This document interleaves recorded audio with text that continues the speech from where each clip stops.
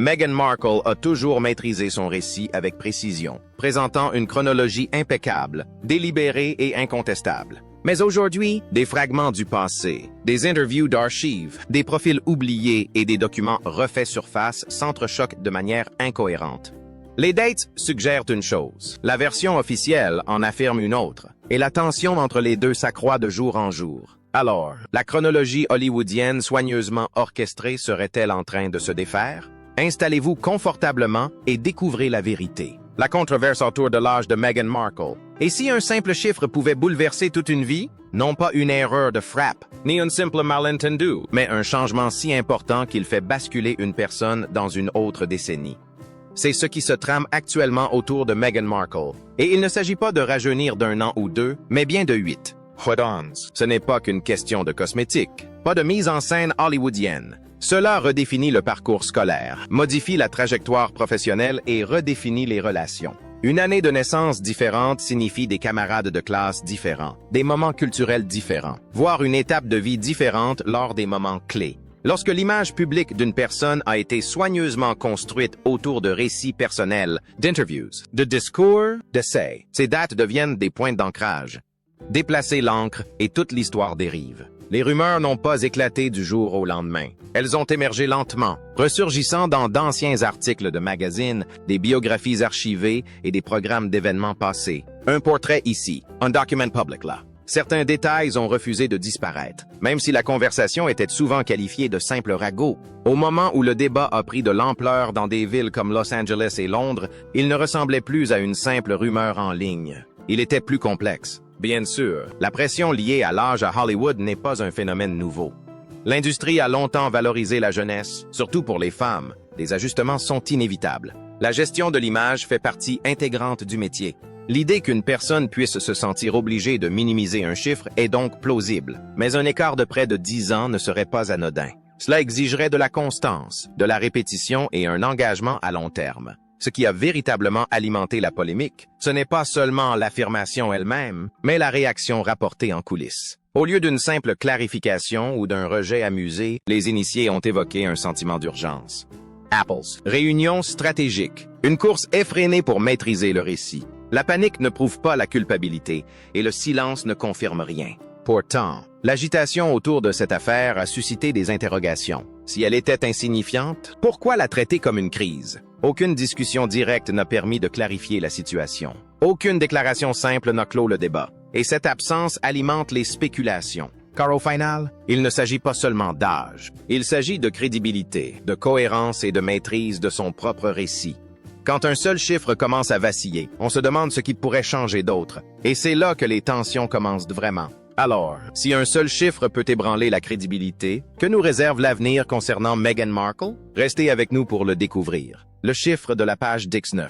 Les personnalités publiques sont confrontées quotidiennement à des accusations. La plupart font grand bruit, alimentent quelques gros titres, puis disparaissent aussi vite qu'elles sont apparues. Celle-ci, non, elle a refait surface, s'est étoffée et a refusé de s'éteindre. À chaque fois que la discussion reprenait, elle s'alourdissait. Des pages numérisées, des dates archivées, de l'encre imprimée irrévocable ressurgissait. C'est cette persistance qui a transformé un murmure en un débat interminable. Au cœur de tout cela se trouve une simple équation. La date de naissance de Meghan Markle, largement diffusée, est depuis longtemps le 4 août 1981. Cette date apparaît dans des interviews, des biographies et des documentaires depuis des années. Comparons-la maintenant avec mars 1997.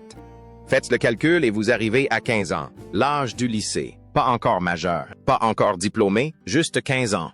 Pourtant, un numéro de mars 1997 du magazine Dixit, page Dix9, indiquait qu'elle avait 21 ans, son nom imprimé clairement, avec un chiffre précis à côté. Pas d'explication, pas de devinette. 21 ans, ce n'est pas un an d'écart. C'est 6 ans. Et 6 ans, ça change tout. À 15 ans, on jongle avec les cours et les couvre-feux. À 21 ans, on entre dans l'âge adulte avec son indépendance et ses droits. Ce ne sont pas de petits changements au sein d'une même étape de la vie. Ce sont des chapitres totalement différents. Ses partisans avancent qu'il s'agit probablement d'une erreur d'édition. Les magazines font des erreurs. Des âges sont parfois mal indiqués. Les rédacteurs travaillent en sous-pression. Cette explication est plausible. Une simple faute de frappe ne devrait pas définir la vie d'une personne. Si c'était la seule incohérence, elle aurait probablement été oubliée depuis longtemps, mais elle persiste. L'image de cette page imprimée refait surface régulièrement, surtout lorsque les conversations sur Meghan s'intensifient. Que ce soit lors de grands projets médiatiques, de lancements d'entreprises aux États-Unis ou de nouvelles discussions sur la famille royale à Londres. On se replonge dans ce numéro de mars 1997. On le compare à l'année de naissance 1981 et on refait le même calcul. 15 ans contre 21 ans. Les chiffres ne concordent pas. Ce qui rend ce débat plus difficile à trancher, c'est la permanence de l'écrit. Une rumeur en ligne peut être modifiée. Un message peut être supprimé. Une page de magazine, une fois distribuée, reste figée dans le temps. Quelqu'un a fourni cette information avant l'impression. Qu'il s'agisse d'un malentendu, d'une supposition ou de toute autre chose. Un âge a été associé à un nom et diffusé à l'échelle nationale. Depuis, le débat a dépassé le cadre d'un simple magazine. Certains y voient une simple erreur amplifiée par la critique. D'autres estiment qu'elle révèle une stratégie plus vaste de gestion du temps, élaborée bien avant la célébrité internationale. Aucune des deux parties n'a obtenu d'explication définitive permettant de trancher la question une fois pour toutes. Et c'est pourquoi cette histoire continue. Les chiffres sont têtus. Ils ne se plient ni aux opinions ni aux stratégies marketing. Lorsque deux dates donnent deux résultats différents, on en déduit forcément que l'une d'elles s'est erronée. Tant que cet écart ne sera pas clairement expliqué, le débat persistera, parfois discret, parfois plus vif. Il ne s'éteindra jamais complètement. Mais si les dates imprimées ne disparaissent pas et que les calculs restent exacts, qu'adviendra-t-il lorsque la chronologie de Meghan Markle sera examinée de plus près? Affaire à suivre. Les photos du campus ont suscité de nouvelles interrogations. À présent, Cap Sir Eveston, dans l'Illinois, et les couloirs impeccables de l'Université Northwestern. Meghan Markle a souvent évoqué l'obtention de son diplôme en 2003, avec une double spécialisation en théâtre et relations internationales. She dated de naissance, le 4 août 1981. Souvent citée, est exact. Elle aurait eu 22 ans lors de la remise des diplômes. Sur le papier, cette chronologie semble cohérente. Elle est logique. Elle s'intègre parfaitement. Mais le débat ne se limite pas aux documents écrits. Il se nourrit de photographies. De vieilles photos du campus circulent discrètement en ligne depuis des années, notamment une photo souvent appelée « la photo du club de salsa ». On y voit Meghan au centre d'un groupe animé, détendu et parfaitement à l'aise. Aucune tension, aucun fossé visible, juste des amis qui partagent un moment. Pourtant, les observateurs ne se sont pas arrêtés à ces sourires. Ils ont commencé à scruter les personnes qui l'entouraient, des camarades de classe dont l'année de naissance, telle que déclarée publiquement, situait nombre d'entre eux au début des années 1970. Arrêtons-nous un instant. Si plusieurs de ses amis sont nés vers 1970, 1971 ou 1972, cela suggère un écart d'âge de près de 10 ans entre eux et une personne née en 1981. Est-ce impossible? Absolument pas. Les universités regorgent d'étudiants de troisième cycle, d'étudiants plus âgés reprenant leurs études et de personnes dont le parcours est atypique. Les amitiés ne suivent pas toujours l'ordre des dates. C'est un point important et pertinent. Cependant, ce qui alimente le débat, ce n'est pas une simple photo, mais la répétition. Plusieurs photos de groupes prises à la même époque semblent montrer un cercle similaire. Et visuellement, rien ne paraît anormal. Personne ne semble beaucoup plus jeune ou plus vieux. Ils ont l'air d'avoir le même âge, même étape de vie, même énergie, même rythme de vie sur le campus. Les critiques se rétorquent que les apparences sont trompeuses. Nous vieillissons tous différemment. Une personne d'une cinquantaine d'années aujourd'hui n'aurait peut-être pas paru beaucoup plus âgée qu'une personne de 20 ans en 2003. Les profils sur les réseaux sociaux peuvent être trompeurs. Estimer l'année de naissance d'une personne à partir de son apparence actuelle est loin d'être une science exacte. Tout cela est vrai, mais ce débat ne se limite pas à cela. Ces photos de Northwestern sont souvent mentionnées en parallèle avec l'article du magazine de mars 1997 qui indiquait qu'elle avait 21 ans, soit 6 ans de plus que ce que suggérerait la période de 1981. Pour ceux qui analysent la situation, les photos de l'université ne constituent pas, à elles seules, une preuve. Ces éléments s'inscrivent dans une trame plus longue, qui s'étend des pages d'un magazine pour adolescents à la remise des diplômes universitaires et au-delà, tissant un réseau d'interviews et de biographies répétées pendant des décennies. Chaque élément a peut-être sa propre explication. Pourtant, mise bout à bout, il laisse certains observateurs avec l'impression que l'histoire manque encore d'une conclusion claire. Alors, lorsque de petits détails s'accumulent autour de la vie de Meghan Markle, que se passe-t-il une fois que le tableau d'ensemble hollywoodien se dessine? Voyons voir. L'horloge hollywoodienne. Repensez le parcours de Meghan. L'industrie du divertissement a toujours eu un œil sur le temps, surtout en ce qui concerne les femmes. La jeunesse est une monnaie d'échange, et une fois la trentaine passée, les initiés admettent discrètement que la liste des auditions peut se réduire comme peau de chagrin. Cette pression façonne les carrières depuis des décennies et constitue la toile de fond du débat actuel sur l'âge de Meghan Markle et son lien avec son ascension à Hollywood. Bien avant d'être sous les feux des projecteurs, elle était simplement une actrice parmi d'autres dans le milieu hollywoodien. Des auditions, des refus, des petits rôles et l'espoir de décrocher enfin un rôle plus important. En 2006, elle est apparue dans l'émission « À prendre ou à laisser ». Sous les projecteurs du studio, une mallette argentée à la main. Tandis que le suspense s'intensifiait. Née le 4 août 1981, date à laquelle elle est généralement considérée comme telle, elle avait alors 25 ans. Ce détail lui correspond parfaitement.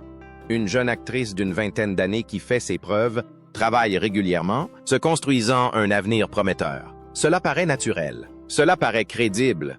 Mais la question de son âge complique la situation. Certains sceptiques affirment que si elle était née avant 1981, 2006 ne représenterait pas une jeune actrice en quête d'expérience. Cela suggérerait plutôt une femme d'une trentaine d'années, attendant encore de percer dans un secteur souvent impitoyable envers les femmes de plus de 20 ans. Le métier en lui-même reste le même. Les projecteurs sont les mêmes. La mallette est la même. Ce qui change, c'est l'interprétation de l'histoire. Puis vient 2011 et la série Suits, un drame judiciaire intense, se déroulant à New York, qui lui offre un rôle marquant et une visibilité constante. Si elle était née en 1981, elle aurait eu environ 30 ans lors du casting. Dans le paysage télévisuel actuel, c'est loin d'être exceptionnel. Nombre d'acteurs atteignent leur apogée à cet âge, voire plus tard. 30 ans n'est pas une date butoir, mais un début. Pourtant, la théorie d'une chronologie alternative redéfinit cette étape importante. Si elle avait eu plusieurs années de plus lors de la première de Suits, les critiques suggèrent que cela modifierait le récit communément admis de la jeune actrice persévérante qui a gravi les échelons jusqu'à devenir un rôle emblématique. Le succès demeure, mais la chronologie semble moins évidente pour ceux qui la questionnent. Ce débat ne se limite pas à une simple émission de télévision ou à une apparition dans un jeu télévisé. Il porte sur la manière dont l'âge influence les opportunités et la perception à Hollywood. Les années associées au nom d'un artiste ont une incidence sur les décisions de casting, les stratégies marketing et la sympathie du public. Une percée à 25 ans a une signification. La même percée à 35 ans peut en avoir une autre. Les partisans de cette idée soulignent que les parcours professionnels sont rarement linéaires. Nombre de personnes talentueuses connaissent le succès plus tard que prévu. D'autres affirment que lorsqu'on intègre des éléments comme le classement paru dans un magazine en mars 1997, qui a suscité tant de débats dans la chronologie des carrières, la tendance devient plus difficile à ignorer. Au final, le débat se résume à une idée simple. À Hollywood, l'âge n'est pas qu'un chiffre. Il fait partie intégrante de l'image de marque, de l'histoire, et parfois même du prisme à travers lequel tout un parcours est jugé. Mais si l'âge devient un élément de l'image de Meghan Markle, dont le passé pourrait révéler des aspects de sa carrière, restez avec nous pour le découvrir. Le silence de Trevor Engelson. Une figure du passé de Meghan Markle reste étonnamment discrète. Pourtant, son absence est révélatrice. Trevor Engelson, son premier mari, a partagé des années de sa vie avant que les titres royaux, les gros titres internationaux et les interviews télévisées ne redéfinissent son image publique. Leur histoire a commencé bien avant 2011, année de leur mariage en Jamaïque, sur une plage ensoleillée, loin des murs du palais et du regard des autres. À l'époque, elle construisait sa carrière d'actrice à Los Angeles, enchaînant les auditions et les petits rôles. Louis, de son côté, était un producteur hollywoodien reconnu, maîtrisant parfaitement les codes de la stratégie médiatique et du contrôle de l'image. En 2013, leur mariage prit fin. L'explication donnée publiquement était banale. La distance, des emplois du temps surchargés, deux carrières ambitieuses aux antipodes. Dans le milieu du spectacle, ce genre de rupture passe presque inaperçu. Les relations sont constamment mises à rude épreuve par les voyages et les contraintes d'horaire. À première vue, leur séparation ne semblait pas anormale. Mais à mesure que le débat sur la chronologie de Meghan prenait de l'ampleur, notamment autour de dates comme le 4 août 1981, le nom de Trevor refait surface. Né en 1976, si 1981 est exact, cela représente 5 ans de plus, une différence d'âge courante, à peine notable. Pourtant, les critiques qui remettent en question la chronologie officielle soulignent que si son année de naissance était antérieure, l'écart entre eux se réduirait considérablement. 5 ans deviendraient presque insignifiants. C'est un changement subtil, mais dans un débat fondé sur les chiffres, même les plus petits ajustements comptent. L'expérience de Trevor apporte une dimension supplémentaire. Il n'est pas un novice et connaît bien les rouages de la narration. Les producteurs hollywoodiens évoluent dans un monde où le timing, le message et la discrétion sont primordiaux. Une information peut faire ou défaire une carrière. Il comprend comment les histoires se construisent et sait quand le silence est plus éloquent qu'une déclaration. Et durant toutes ces années de spéculation, il est resté parfaitement silencieux.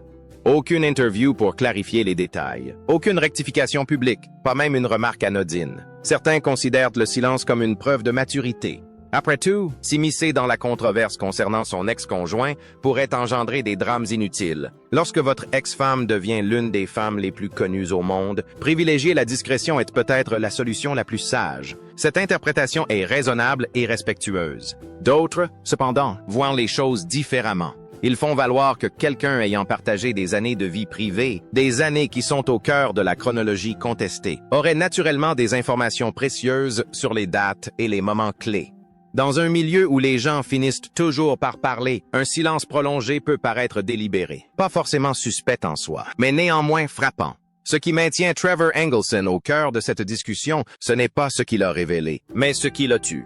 Il représente une période de la vie de Meghan avant la célébrité internationale, avant que la série Suits, en 2011, ne lui apporte une plus grande notoriété, avant que les gros titres concernant la famille royale ne redéfinissent son identité. Pour ceux qui examinent sa vie chronologique étape par étape, sa présence discrète demeure en filigrane, à Hollywood. Les rumeurs vont souvent très vite. Le silence, surtout un silence prolongé, a un poids indéniable. Alors, quand Trevor Engelson garde le silence sur les premières années de Meghan Markle, que se passera-t-il une fois les chiffres officiels rendus publics? Observons la suite. Le mariage et les formalités administratives qui ont suivi. Le monde entier a retenu son souffle le 19 mai 2018. De Windsor à Washington, les écrans diffusaient les mêmes images. Un carrosse royal, un voile majestueux et une cérémonie suivie par près de 2 milliards de personnes. Les commentateurs ont répété un petit détail en guise d'introduction à ce nouveau chapitre. Meghan Markle avait 36 ans. Ce chiffre a fait le tour des gros titres et des bannières télévisées. Pour la plupart des téléspectateurs, il s'est fondu dans l'atmosphère féerique et a disparu sous les vœux et les festivités. Mais pour ceux qui avaient déjà commencé à s'interroger sur certains aspects de son parcours, ce chiffre n'est pas passé inaperçu. Chez sa date de naissance, le 4 août 1981, largement diffusé, est exact. Alors, avoir 36 ans en 2018 est tout à fait logique. Le calcul est simple. Pourtant, des critiques qui se sont penchés sur des événements antérieurs, comme l'article paru dans un magazine en mars 1997 et qui avait suscité la polémique, affirment que si une autre chronologie était avérée, elle aurait pu avoir plusieurs années de plus ce jour-là. Passer de 36 à 42 ou 43 ans peut paraître anodin au premier abord, mais dans le récit soigneusement construit de l'image d'une mariée royale moderne, même une différence de 6 ou 7 ans peut subtilement modifier la perception. Personne ne conteste le mariage en lui-même. La cérémonie a eu lieu. Les vœux ont été échangés. Ce qui reste sujet à débat, c'est de savoir si chaque détail de cette retransmission mondiale était irréprochable. Alors que les discussions antérieures sur les années d'études et l'âge officiel sont déjà présentes en filigrane, un chiffre largement annoncé vient s'ajouter aux autres. Puis, moins d'un an plus tard, en mai 2019, l'attention s'est portée sur un autre événement marquant, la naissance d'Archie. Comme pour toute naissance royale, des documents officiels ont suivi. L'acte de naissance original mentionnait son nom complet, Rachel Meghan Markle, tel qu'il figure sur les documents officiels. Quelques semaines plus tard, ce certificat fut modifié pour refléter son style royal. Les représentants du palais qualifièrent cette mise à jour de simple formalité visant à aligner les documents sur le protocole établi. Dans les cercles royaux, les titres et la présentation obéissent à des règles précises. Les modifications administratives ne sont pas inhabituelles. Pourtant, dans un climat déjà empreint de spéculation, même un ajustement de procédure a soulevé de nouvelles questions. Pourquoi cette révision était-elle nécessaire? S'agissait-il simplement d'une question de titre ou un détail avait-il été négligé lors du premier dépôt? Les discussions en ligne ont rapidement intégré cette mise à jour au débat plus large sur la chronologie des événements. Aucun de ces moments, ni la retransmission du mariage, ni la modification du certificat, ne constitue une preuve définitive de quoi que ce soit au-delà des déclarations officielles. L'année de naissance, 1981, demeure inchangée. Les explications fournies sont claires. Pourtant, pour les sceptiques, chaque événement ajoute un nouvel élément à examiner. Au final, ce n'est pas une révélation spectaculaire qui alimente le débat, mais l'accumulation de petits détails précis, répétés des milliards de fois. Un document modifié des semaines plus tard, individuellement assez banal pour alimenter les débats. Alors, si les chiffres restent incertains, qui sera finalement sollicité pour confirmer ce détail qui fait tant parler? Voyons voir. Le père, qui connaît la date. S'il y a bien une personne capable de trancher le débat sur l'année de naissance en un clin d'œil, c'est Thomas Markle. Un père n'a pas besoin de consulter un document pour se souvenir de l'année de naissance de sa fille. Ce détail est gravé dans sa mémoire. Ce n'est ni une rumeur, ni une théorie, ni un titre à sensation. C'est une histoire personnelle. Pourtant, lorsque les journalistes orientent la conversation vers cette question précise, quelque chose de subtil change. Thomas n'a jamais gardé le silence sur ce drame. Il a parlé ouvertement de sa rupture avec sa fille, de son sentiment d'éloignement de ses petits-enfants, de la douleur de la voir vivre sa vie à distance. Il a critiqué certains aspects de son récit public et a même laissé entendre que tout ce qui était présenté au monde n'était pas exact. Son ton a souvent été émotionnel, parfois même agacé, mais rarement mesuré. C'est ce qui rend la question de son année de naissance si particulière. Sur ce point, il ne s'emporte pas. Il ne corrige pas fermement. Il se fait plus prudent. Les observateurs qui suivent ce débat de près affirment que ce changement est notable. Interrogé sur des dates liées à mars 1997, comme l'ancienne fiche du magazine Dixit qui indiquait qu'elle avait 21 ans, Thomas ne réfute pas catégoriquement ni ne fournit d'explications détaillées. Au contraire, ses réponses s'adoucissent. Elles deviennent vagues. Il aborde d'autres griefs.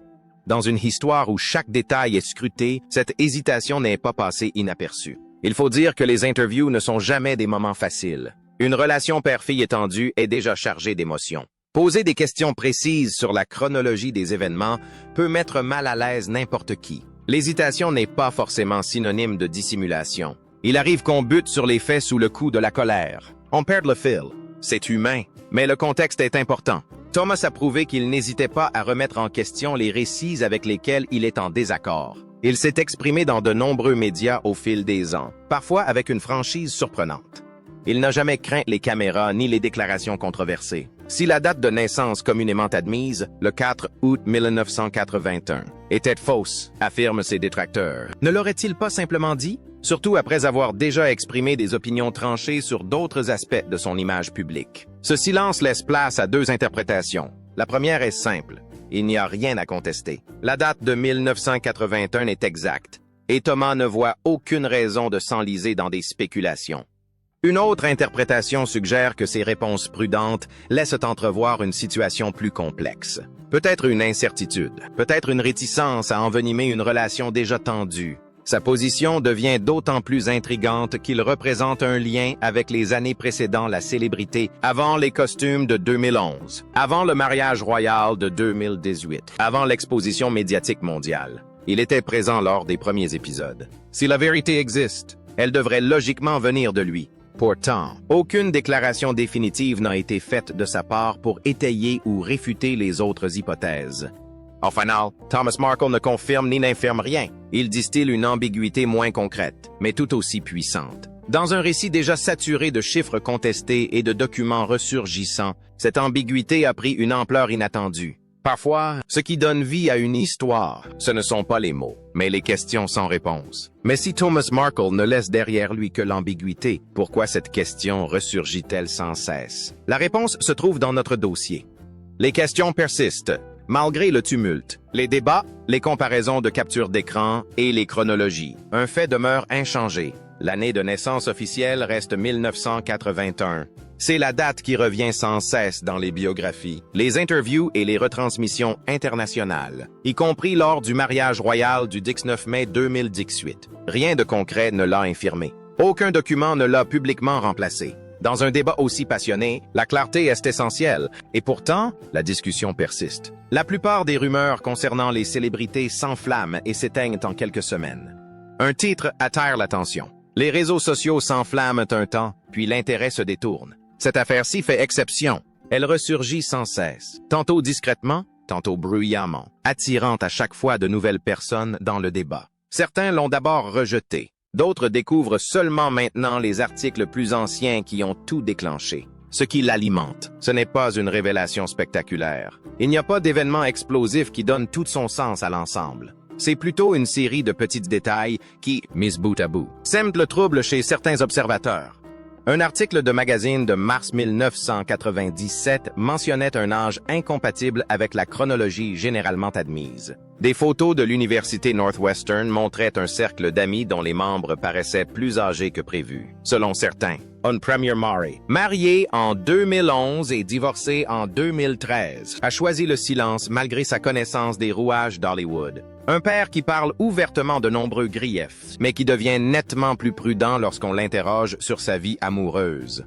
Chaque élément pris individuellement peut s'expliquer. Les magazines font des erreurs. Les photos peuvent induire en erreur. Le silence peut être un signe de maturité. L'hésitation peut être une émotion. Aucun de ces éléments, pris séparément, ne prouve quoi que ce soit d'extraordinaire. Il est important de le reconnaître. Mais ensemble, ils forment un schéma que certains ont du mal à ignorer. Non pas parce qu'ils confirment une année de naissance différente, mais parce qu'ils soulèvent une question plus vaste concernant la maîtrise du récit. À une époque où les personnalités publiques façonnent soigneusement leur image, où le marketing est aussi réfléchi que le choix des vêtements, la frontière entre vérité personnelle et image publique peut s'estomper. Le débat, au fond, dépasse désormais le simple cadre de l'âge. Il ne s'agit plus de savoir si une personne avait 36 ans lors d'un mariage ou 25 ans lors d'un jeu télévisé en 2006. C'est devenu une conversation sur l'image, sur la manière dont elle se construit, se protège et, parfois, se défend par le silence. Elle touche à une question universelle. Que savons-nous vraiment des personnalités que nous voyons sur les plus grandes scènes du monde? La version officielle reste inchangée. Les théories alternatives restent approuvées. Pourtant, la curiosité persiste, et c'est peut-être la véritable raison pour laquelle cette histoire perdure. Non pas par certitude, mais en raison de l'espace inexploré entre ce qui est documenté et ce qui reste sujet à interrogation.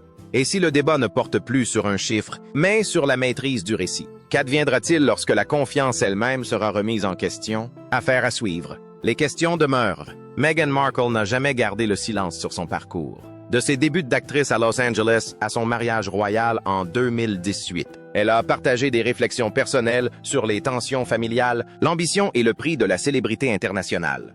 Beaucoup ont été touchés par cette sincérité. Elle paraissait authentique, profondément humaine. Lorsqu'une personne parle ouvertement de ses difficultés, la confiance s'installe. Pourtant, derrière cette connexion, une question plus discrète s'est insinuée. Et si le récit qui semblait le plus authentique était aussi le plus soigneusement construit? Cette idée est dérangeante, non pas parce qu'elle prouve quoi que ce soit, mais parce qu'elle sème le doute là où régnait la certitude. Les documents officiels indiquent toujours le 4 août 1981 comme date de naissance.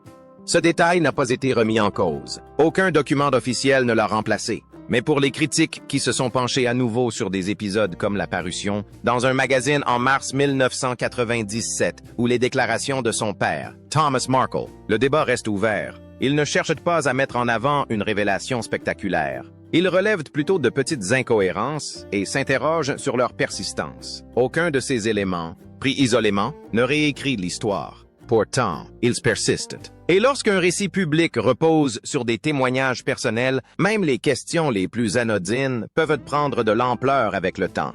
Des explications bien pensées peuvent apaiser les tensions. Mais si suffisamment de personnes continuent d'examiner les détails, la discussion ne s'éteint pas. Pour l'instant, la chronologie reste inchangée. Les doutes demeurent, mais la curiosité a la fâcheuse tendance à ressurgir, surtout lorsqu'une histoire semble dépasser le simple cadre d'une date. Alors, qu'en pensez-vous? Le récit profondément personnel de Meghan était-il totalement authentique ou soigneusement orchestré? Nous serions ravis de connaître votre avis dans les commentaires. N'oubliez pas d'aimer, de partager et de vous abonner.